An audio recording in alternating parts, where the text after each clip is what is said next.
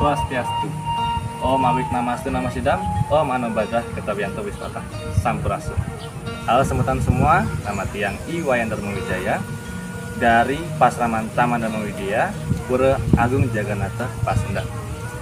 Pada kesempatan saya kali ini, saya akan memaparkan sebuah materi yang kedengarannya merupakan materi yang simple, namun memiliki banyak sekali persoalan di dunia ini.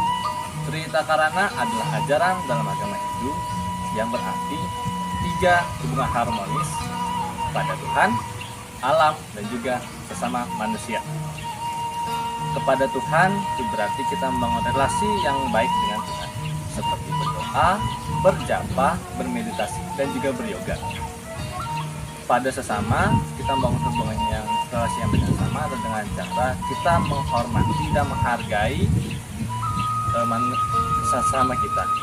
Kita tidak boleh membedakan perbedaan yang ada antara diri kita dengan mereka, baik itu dalam suku, agama, ras, dan juga status sosialnya. Berikutnya pada alam. Alam sudah memberikan banyak kepada kita, seperti pohon, udara, dan juga air. Kita tidak bisa hidup tanpa alam. Maka dari itu sudah merupakan tugas bagi kita untuk menghormati alam dengan cara menjaga dan merawatnya dengan baik.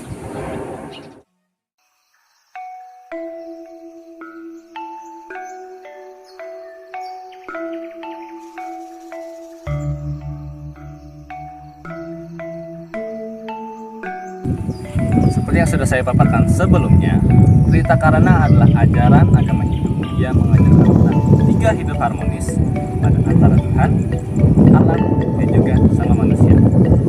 Namun sekarang banyak sekali permasalahan berkaitan dengan alam dan juga pada sama manusia. Seperti apa contohnya? Tidak usah jauh-jauh. Indonesia, negara kita. Indonesia memiliki kekayaan alam mulai dari gunung, pohon, sawah, dan sumber daya alam yang sangat-sangat tidak terbatas. Mereka punya hasil tambang, mereka punya pertanian, mereka punya perkebunan, dan semua itu seharusnya dapat kita kelola dengan baik. Namun sayangnya kita hidup di zaman Kali Yuga yang dimana orang-orang semakin kesini, semakin hari semakin mementingkan harta dan tahtanya. Kehidupan fana ini, mereka dengan sengaja dan mereka dengan enaknya mengeruk semua alam, semua hasil alam yang ada di Indonesia. Tambang sudah dikeruk dan pohon-pohon sudah banyak sekali ditebang, dan itu juga menimbulkan dampak yang sangat besar bagi kehidupan kita di Indonesia. Maka dari itulah kita sebagai umat Hindu yang memiliki alam yang baik, kita harus bisa memanfaatkan alam ini sebaik-baiknya. Berikutnya hubungan kita kepada manusia. Seperti yang kita tahu, Indonesia memiliki keberagaman suku, agama, ras, dan budaya yang sangat beragam, sangat indah. Namun semua keindahan itu dikacaukan, dirusak oleh satu konsep, yaitu intoleransi. Toleransi merupakan kebalikan dari toleransi, yaitu tidak menghargai keberagaman dan perbedaan. Mereka dengan semena-mena dan seenaknya mengejek, menjelek-jelekan apa pemikiran yang berbeda dari mereka. Sekarang masalah yang paling nyata yang ada di Indonesia adalah saling menjelek-jelekan agama. Banyak lontaran kata buruk yang dilontarkan oleh petinggi-petinggi pemuka agama terhadap agama lain. Selain itu juga banyak konflik antar suku yang sudah terjadi beberapa tahun yang lalu. Memang Indonesia masih memiliki banyak sekali hal untuk dipelajari, seperti emosi. Rakyat Indonesia, bangsa Indonesia memiliki emosi yang masih labil. Dikarenakan banyaknya keberagaman, mereka masih susah untuk menerima keberagaman itu sendiri. Maka dari itu kita sebagai umat Hindu harus bisa menghormati, kembangkan sikap toleransi itu dalam diri kita. dan hubungan kita kepada Tuhan. Seperti yang saya katakan, di zaman kaliyoga ini harta tahta adalah segalanya. Dan terkadang di setiap hidup kita melupakan Tuhan, kita melupakan keberadaan, kita lupa kita sebagai mati memuja ide sang yang dewasa jujur saja, karena adanya beban dalam hidup ini. Jadi saya seorang pelajar, saya banyak terkena tugas, terkena oleh pelajaran, terkena oleh nilai. Itu yang harus saya perjuangkan, dan kadang saya melupakan Tuhan. Seperti orang tua di luar sana, mereka mencari nafkah dan kadang lupa untuk mengayah. Maka dari itu, sikap itulah yang harus kita hindari. Hindu merupakan agama fleksibel, jadi setiap prosesi itu bisa kita lakukan untuk memuji. Seperti apa kita trisandil dan keramatan sembah. Tidak bisa dilakukan karena di tempat kerja atau di sekolah. Oke, meditasi. Meditasi merupakan salah satu bentuk yoga yang paling bisa kita lakukan dimanapun atau kapan.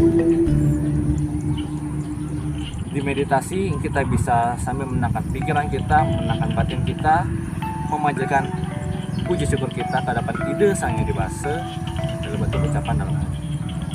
Jadi tidak ada alasan bagi kita untuk tidak memuja ide sang yang dewasa dalam satu hari. Jadi apa yang ingin saya katakan adalah,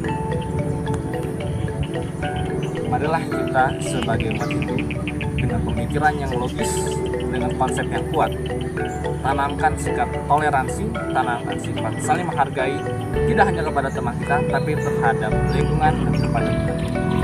Kita bangun rasa syukur kita kepada Tuhan Yang Maha Esa.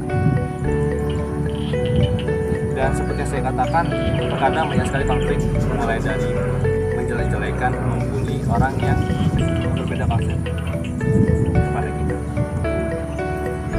Bagaimanakah kita meresponnya sebagai seorang Hindu yang baik? Respon kita adalah ketika kita dijelekan, kita balas mereka dengan kata-kata yang logis menurut pandangan kita. Dan saya yakin sikap intoleransi masih ada, walaupun bentuknya tidak kasat mata. Dan sikap kita terhadap intoleransi itu adalah kita hadapi, dan kita tidak boleh melakukan sikap itu terhadap orang lain. Kita harus bentangkan sikap toleransi, kita jabarkan sikap toleransi, kita pertahankan sikap toleransi itu. Kita hormati mereka yang berbeda konsep, berbeda kepercayaan, berbeda suku dengan kita. Maka niscaya tidak akan ada perang lagi yang tercipta hanya karena permasalahan agama. Dari itu, panjatkanlah puji syukur kita, panjatkanlah permohonan, berikanlah doa yang terbaik untuk alam dan juga untuk manusia. Jangan lupa, hormatilah alam seperti Anda menghormati diri Anda sendiri, hormati alam seperti Anda menghormati teman Anda. Tanpa alam, kita tidak bisa hidup. Seperti yang telah dilakukan pemimpin-pemimpin dunia. Para pemimpin dunia telah berkumpul dalam G20 di Bali beberapa waktu lalu. Mereka membahas tentang permasalahan-permasalahan dunia dan bagaimana cara untuk mengatasi.